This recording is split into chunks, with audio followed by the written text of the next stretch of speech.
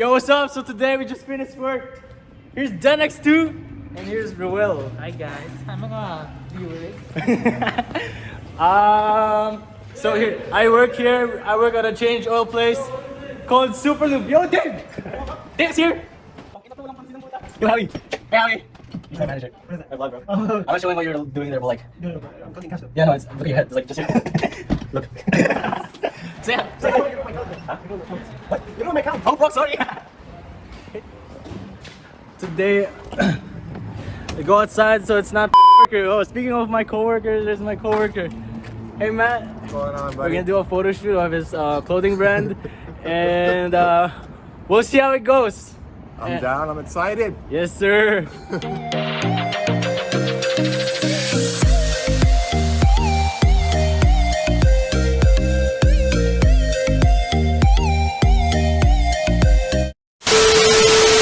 Hey guys, what's up? So, my name is Ice, and he's my coworker Matt. And today we're gonna do a photo shoot.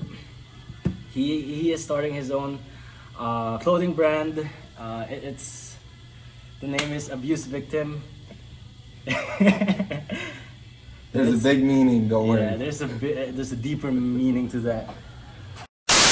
I ask you, Matt, what is the meaning of your brand name, the Abuse Victim? Where the meaning comes from entirely, it's kind of a few separate things, but I start with the first thing. The name's always stuck with me because I am a victim of abuse. However, moving on to the next part, looking at the jeans that I design, the clothes that I design, I'm poking holes throughout the whole entire thing, so it becomes something like me, a victim of abuse. So in the end, what do you have to do with your victim of abuse? You have to take care of it. Yeah. That's the name meaning. Mm-hmm. Okay, so I know everything has a story behind it, and like you said, we were a victim of abuse, and I know that your patches says something behind it. You know, Yep. I feel like your patches say something deeper than it looks. I mean, some of it looks really dark, some of it looks really bubbly and funny, but some of it looks scary, but Yeah. I feel like there's a deeper meaning behind your patches, right? Yes, there is. The meaning for everything, I like to bring realism to the table rather than just showing people sugar-coated type things. So my whole entire life I was surrounded by music and movies, and it just never really attended to me the way that it should have, because it wasn't what my brain wanted to view at the moment or listen to. So when it comes down to it, I had to go out and find my own type of things to go and listen to and watch, and very, very dark. But it's because of where I come from and what I grew up around, music, movies. What I was hearing and what I was seeing, it wasn't what I wanted. It was something that was so watered down and boring to me, so I had to go and find other things, and it opened up a whole entire world of movies that I did not know existed, music that I did not know existed, and it was stuff that related to me, and it stuck with me, and it shaped my whole entire life into always knowing that what I wanted to do was show realism to people, not lies. Not like how you can look on the Disney Channel and see a happy ending. Yes, exactly. I'd rather people know what the real world is. Yes, the reality, and it's a little bit harsher than what it seems sometimes. And some people can't take that, you know? No, exactly. It does offend a lot of people, and sometimes I get happy when people get offended because I'm like, you know what I mean? It's a reaction. Yeah, so, but at the same time, you're waking them up to reality. Yes. So. Showing people what's actually out there, rather than just letting them see what's given to them. Okay, so that was actually very deep, you know, because in TV shows, people don't really show the real story behind something. They don't.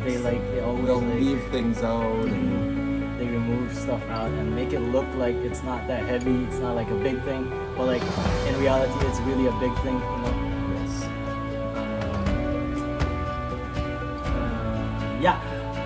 I just want to show you some of. Hold on. Do you mind if you show us some of your patches? I can So, hang on.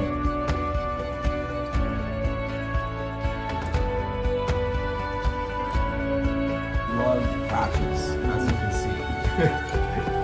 There's a lot of patches, guys.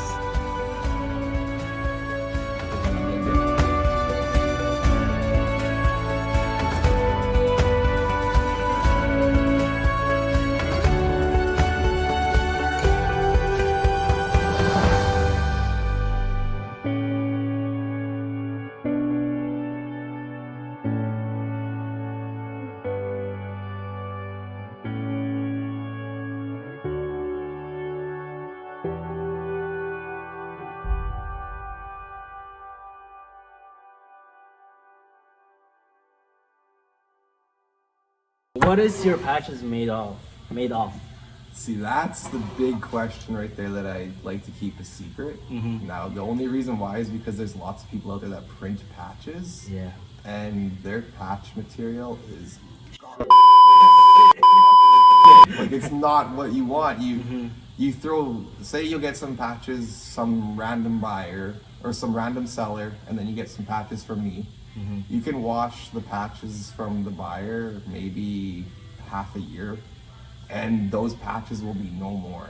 They'll be faded, they'll be torn up, they'll be garbage, like just not what you expected. You'll feel ripped off. My patches are such a high grade material and high grade ink that when you throw that shit in the wash, you're Stays the same. Yes, and it's nothing over a year's worth of time you have with my patches. Literally over a year's worth of time. I have lots of old stuff sitting around, like, if it's crazy actually, and I look at it and people think it's brand new, and I'm like, no. Like, that's really old. The jeans I'm wearing currently right now, I actually made these back in December, and they've been through the wash a whole bunch of times. People think that they're brand new.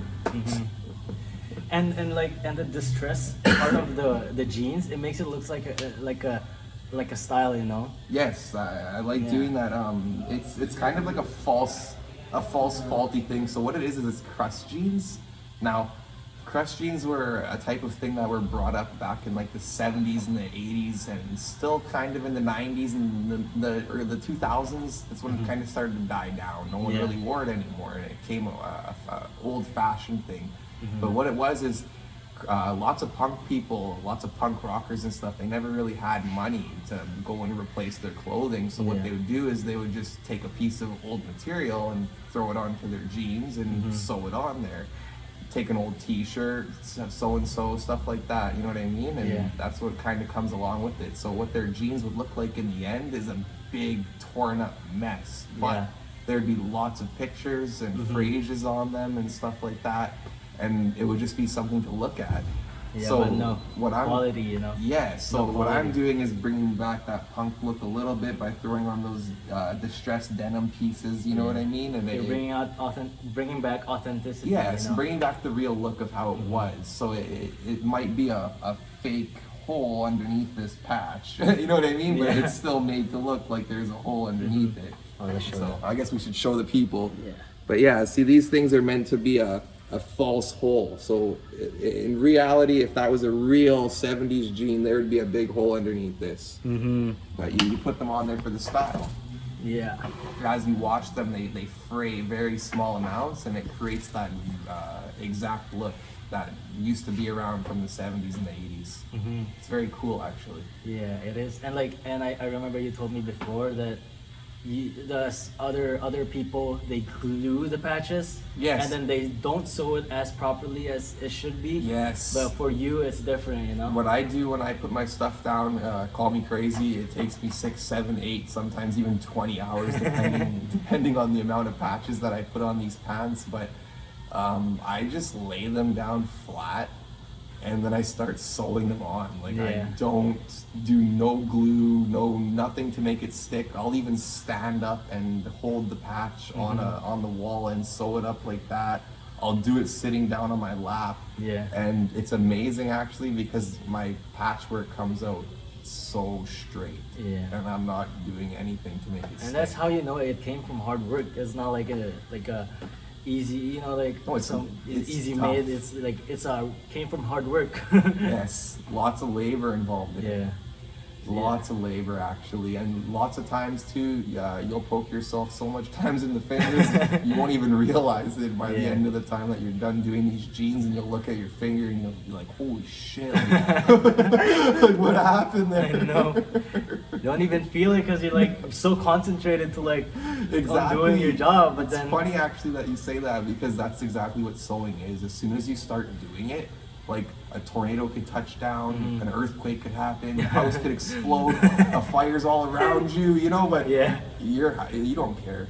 You're just sewing, you know. sewing, I'll you know? deal with that later. Yeah. Gotta get this done. Fuck the earthquake, bro. I'm gonna sew Exactly. here. Survival, what are you talking Yeah. about? Yeah. So there you go, guys. You know that now you know it came from the owner. That his product is really a quality product, and it came from hard work. It's not just an easy made, and like he didn't just sew it up there and like sell it. He really did a hard work on his clothing brand. Oh, fuck my grammar. Okay, so on to the next question. I just want to know what motivated you motivated you to design clothes and have your own brand. It's a big part of my mom, because when I was growing up, my mom made me clothes. She made all me and my sister's clothes. I got 5 sisters. 4 of them are biological. Now, the 4 sisters and me, we grew up all together. My mom, she made all of our clothes. I never appreciated it. Oh damn. I was like, oh, I want Nike, I want Adidas. Oh shit. I was Yeah. the asshole type kid, you know what I Yeah. mean? Very picky and materialistic. And as I got older, I started looking back on all these photos of me when I was a young kid, and I thought like, holy shit, man! Like Yeah. these are like the clothing my mom was making. It looked like the stuff you'd see in the Gucci catalog and stuff like that. And Yeah. I just it almost hurt me a little bit, because I was like, I never appreciated what she was yeah. doing, and it's all because she couldn't afford clothes for us all. You know what I mean? So she was. That's why she made clothes Yes, for you. and here I am being, oh, give me this $200 pair of shoes, mom. You know what I mean? So That was that was like me when I was a kid, because like my grandmother used to buy clothes from cheap, like a bargain bargain store in the Philippines, and I never really appreciated that. I want something, you know, branded, because like my friends have yeah, branded that's exactly stuff. what I was But like. then as I grew up, I realized having cheap clothes is not really that bad. You No, it's save not. money. You save money at the same time. It doesn't look bad. You No, know? it doesn't. It doesn't look bad. It does not. I actually have the best time now going to Walmart, and it's like, where's the jeans? And when I was younger, I had to go to stupid hip hop stores and stuff to Yeah. find the Pella Pella or Pelly Pelly, whatever they were called, and stuff like that, and those Gino Green, I don't know, GGG, all that crazy shit. See something. Yeah, like I went out of control with that. I was spending like $120 to $150 on jeans, and no, that's stupid. Yeah. It's completely stupid when you're doing that. Like, especially when the jeans aren't material wise. You know what I mean? Yeah. That's the next thing about me. My jeans, their material wise, are very strong. Like, they're not some cheap ass jeans. They're very tough, strong material. Actually, you could honestly, like, I skateboard, and when I go skateboarding, and I fall on my knees or something, no tears in the patches even, and no tears in the jeans. Like, everything is golden. It's pretty solid. Yes. There you go, guys. Again, it's a quality product. You should check him out. Message him on Instagram. We're gonna talk about how you can contact him later. And yeah. On to the next question. What is your goal for your brand? I don't really know yet. Like, I kind of want to do a drop release type thing, but I'm against it at the same time, because I stick to a buyer's customization type of deal. So I don't like to make the same jeans for everybody. I want everyone to have different. So if someone comes to me with 2 guys come to me with 2 pairs of jeans and they both have the exact same idea, I'm only gonna do one for one of them, because I don't want people to have two jeans out there made by me. It's just not cool to me that way. But I do want to do a release sooner or later, have a drop of maybe like 50 pairs of jeans, and couple sweaters. I do sweaters up. I do all kinds of fun shit. I hand make sweaters even. Oh damn! Yeah, You handmade sweaters? yeah. Okay, I didn't know that. Yeah, it's a good That's time. good. It's super good actually. Yeah. Yeah, no, it's the goal mainly is probably just right now fun. Fun. Yeah, a lot of fun and at the same time a little bit of money. Yeah, of course. You gotta enjoy the money, right? Yeah. Like I love making them more than I enjoy producing them for money because the feeling that I'm having when I get to do it is so beautiful. And just as I was saying before, nothing bothers me when I'm sewing. Yeah, it's like your own therapy, you know, like your Yes. therapy for yourself. When you're sewing, you don't really think about anything. No, it's like exactly. it's like some people read books for themselves, like it's a therapy for them, but for you it's like sewing. Yes, it's a beautiful feeling actually, a very beautiful feeling. One of the best things about your product is authenticity and originality, because like you said, you don't want to repeat the same design, the same patches for two persons, for example, right? So I feel like that's a good thing, because nowadays, you know, Nike produces like 500 Yes. types of designs and And shit. everyone has the same T-shirt. Yeah. So you know, when you go to a restaurant, you're gonna see another person wearing the same hoodie, wearing the same shirt. And it almost makes you feel a little awkward. I know, right? Yeah. Yeah, you go to a restaurant with my jeans on, and people they're, whoa. Yeah. The amount of people that stop me and they say, where did you buy those? I say, I made them. Yeah. And they turn their head and they cock their eyebrow and Yeah. they're like, what? Yeah. I'm like, yeah, I make these, like it's just a fun job, you know? And then I create new conversations and people get blown away by it and it turns into a new customer. Yes, sir. Pretty cool actually. Okay, so how can people contact you for your service? The best way to do it is right through my Instagram. It's thread_freak666. All right. I got pictures of my work on there. It's not all of my work. Yeah. Sorry to say, I don't got everything on there. I only got a very minimal amount, but it's just because I picked special projects to put on there and ones that I want people to see. You can also get a good look out there if you have children out there. I do make children's jeans too, and I have children's jeans not advertised. I have my son's jeans on there that you can take a look at and have an example of where to go with for them. And you also do jeans and shirts for women, right? Yep, I do all Everything. females, males, children, transgender, whatever. All ages. All ages. If you're under 18, I will not put graphic stuff on your clothing. We're gonna put That's the Hello only- Kitty. Yes, that's the only rule. Yeah. No bloody or killing or anything Yeah. or swear words. Yeah. So there we go, guys. I will be posting his Instagram page in the description below. I probably will be posting in the screen, and you can message him there if you're from Winnipeg. If you're from the Philippines, hopefully there's a way to bring stuff in the I Philippines. ship worldwide. Oh, there we go. You just need to pay the shipping fee. Oh yeah, he's gonna pay the shipping fee. Sorry. Yeah. And thank you so much for having me take pictures of your product and No for problem, man. giving me the chance to talk about your product. You know. I appreciate it. Yeah.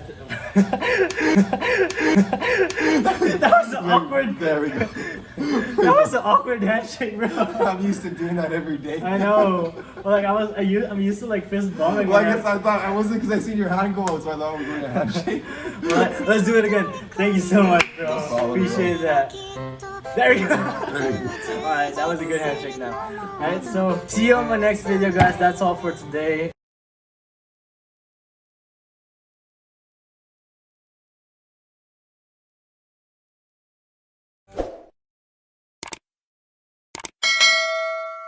And now